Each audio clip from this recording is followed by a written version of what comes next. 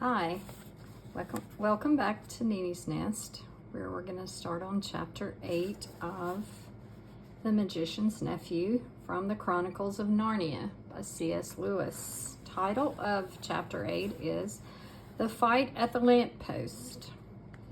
Ho, Hempress, are you? We'll see about that, said a voice. Then another voice said, 3 cheers for the Hempress of Colney Atch. And quite a number joined in. A flush of color came into the witch's face, and she bowed over so slightly. But the cheers died away into roars of laughter, and she saw that they had only been making fun of her. A change came over her expression, and she changed the knife to her left hand. Then, without warning, she did a thing that was dreadful to see.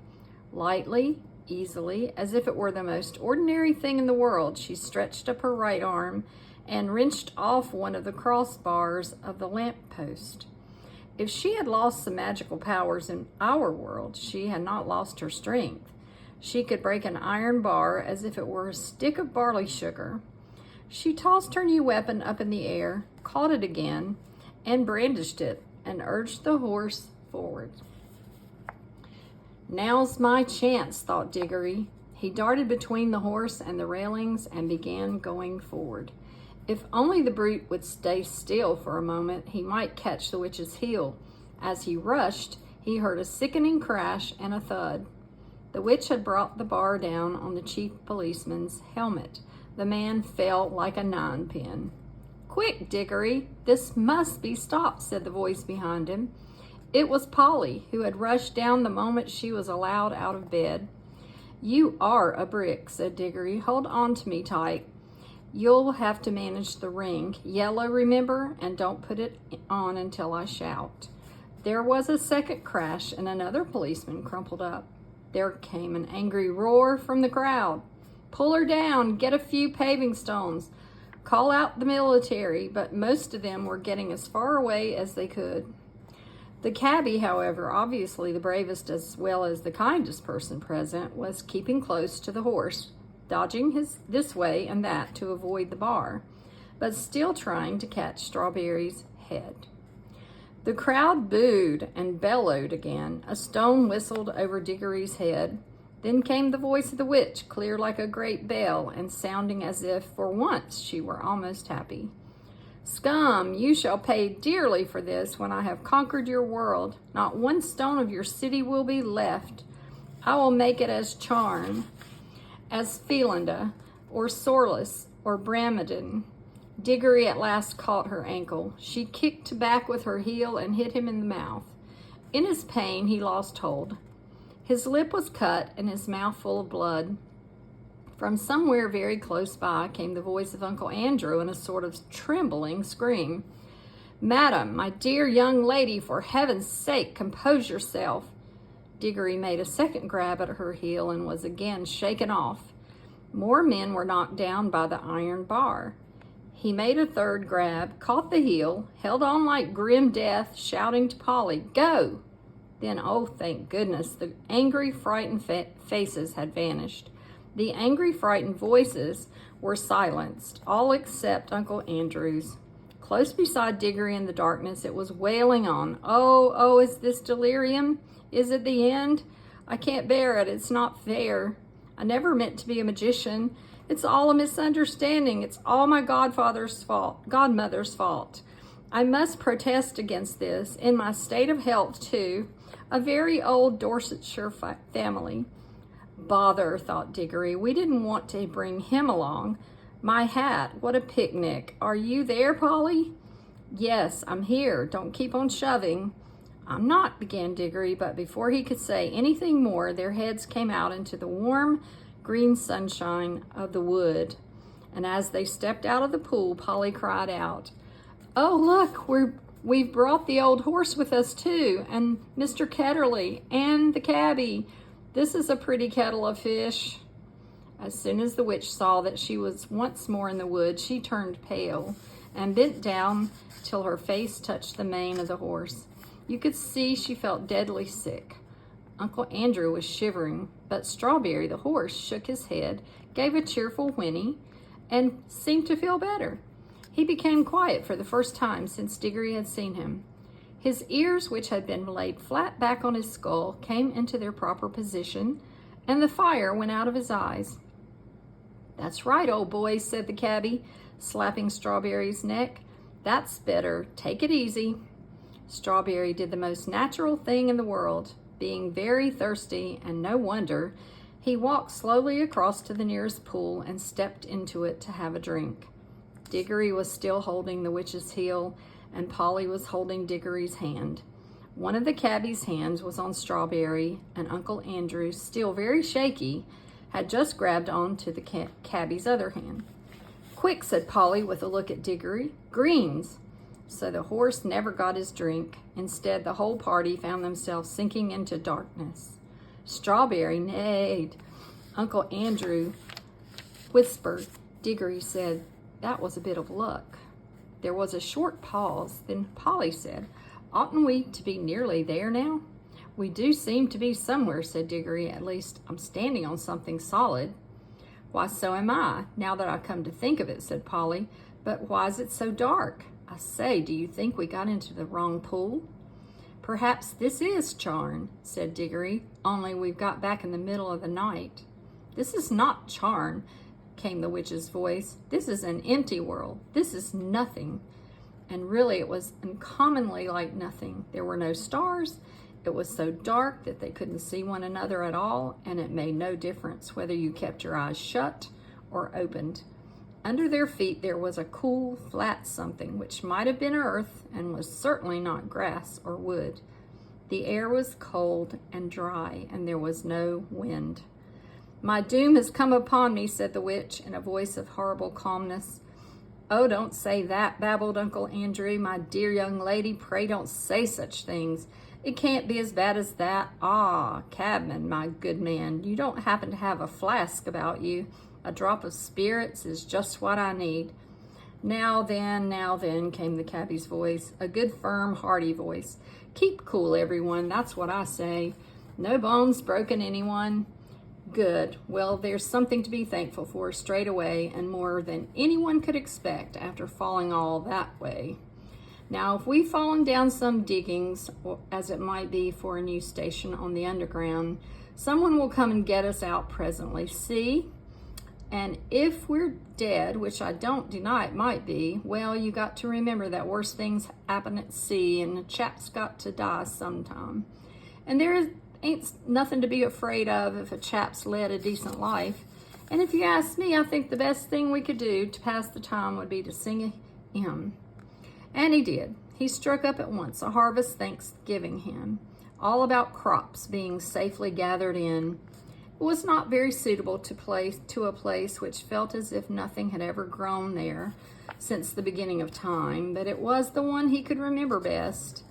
He had a fine voice, and the children joined in. It was very cheering.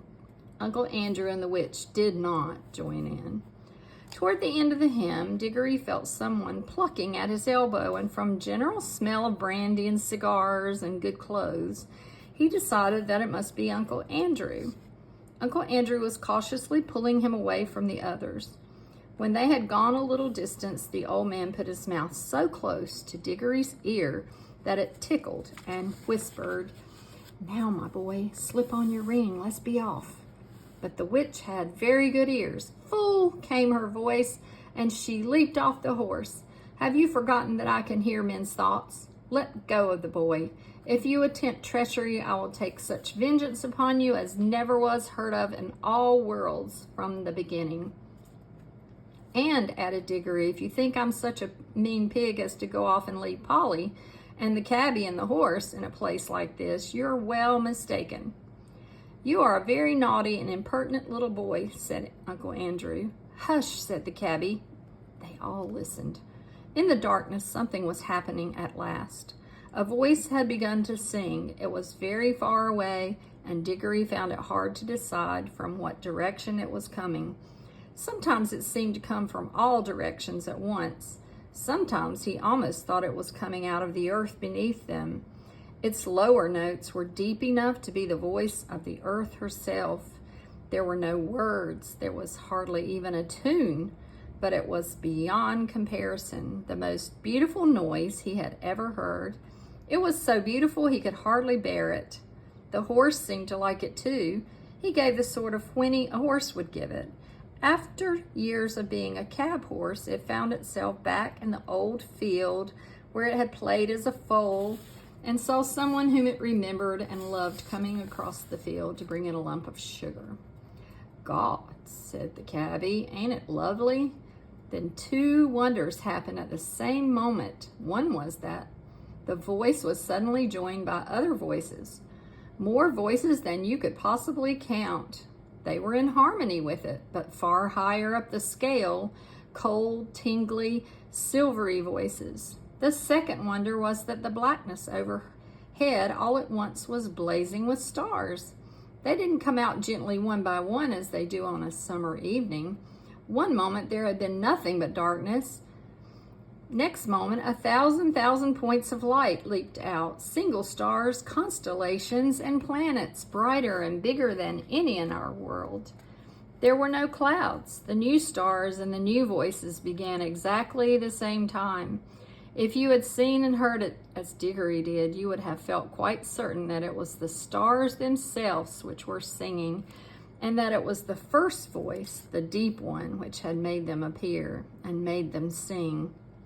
"Glory be," said the cabbie. "I have been a better man all my life if I'd known there were things like this."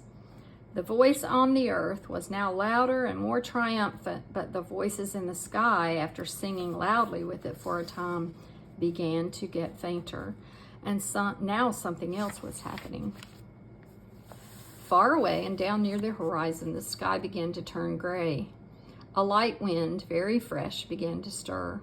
The sky in that one place grew slowly and steadily paler. You could see shapes of hills standing up darker against it. All the time the voice went on singing.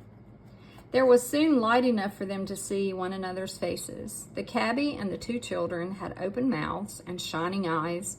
They were drinking in the sound, and they looked as if it reminded them of something. Uncle Andrew's mouth was open too, but not open with joy. He looked more as if his chin had simply dropped away from the rest of his face. His shoulders were stooped and his knees shook. He was not liking the voice. If he could have got away from it by creeping into a rat's hole, he would have done so. But the witch looked as if, in a way, she understood the music better than any of them. Her mouth was shut, her lips were pressed together, and her fists were clenched. Ever since the song began, she had felt that this whole world was filled with a magic different from hers and stronger. She hated it. She would have smashed that whole world, or all worlds, to pieces if it would only stop singing. The horse stood with its ears well forward and twitching. Every now and then it snorted and stamped the ground. It no longer looked like a tired old cab horse. You could now well believe that its father had been in battles. The eastern sky changed from white to pink and from pink to gold. The voice rose and rose till all the air was shaking with it, and just as it swelled to the mightiest and most glorious sound it had yet produced, the sun arose. Diggory had never seen such a sun. The sun above the ruins of Charn had looked older than ours. This looked younger. You can imagine that it laughed for joy as it came up, and as its beams shot across the land, the travelers could see for the first time what sort of place they were in. It was a valley through which a broad, swift river wound its way, flowing eastward toward the sun. Southward there were mountains, northward there were lower hills, but it was valley of mere earth, rock and water. There was not a tree, not a bush, not a blade of grass to be seen. The earth was of many colors. They were fresh, hot, and vivid. They made you feel excited until you saw the singer himself, and then you forgot everything else. It was a lion, huge, shaggy, and bright. It stood facing the risen sun. Its mouth was wide open in song, and it was about 300 yards away. "This is a terrible world," said the witch. "We must fly at once. Prepare the magic." "I quite agree with you, madam," said Uncle Andrew. "A most disagreeable place, completely uncivilized. If only I were a younger man and had a gun." "Garn," said the cabbie, "you don't think you could shoot 'em, do you?" "And who would?" said Polly. "Prepare the magic, old fool," said Jadis. "Certainly, madam," said Uncle Andrew cunningly. "I must have both the children touching me. Put on your homeward ring at once, Diggory." He wanted to get away without the witch. "Oh, it's rings, is it?" cried Jadis. She would have had her hands in Diggory's pocket before you could say knife. But Diggory grabbed Polly and shouted out, "Take care. If either of you come half an inch nearer, we two will vanish and you'll be left here for good. Yes, I have a ring in my pocket that will take Polly and me home. And look, my hand is just ready. So keep your distance. I'm sorry about you." He looked at the cabbie and about the horse. "But I can't help that. As for you two," he looked at Uncle Andrew and the Queen, "you're both magicians, so you ought to enjoy living together." "Hold your noise, everyone," said the cabbie. "I want to listen to the music," for the song had now changed. Wow, a lion that sings some beautiful music. And next chapter, chapter 9, the founding of Narnia. And remember, this is the Chronicles of Narnia. So I'm really excited to read the next chapter to you tomorrow.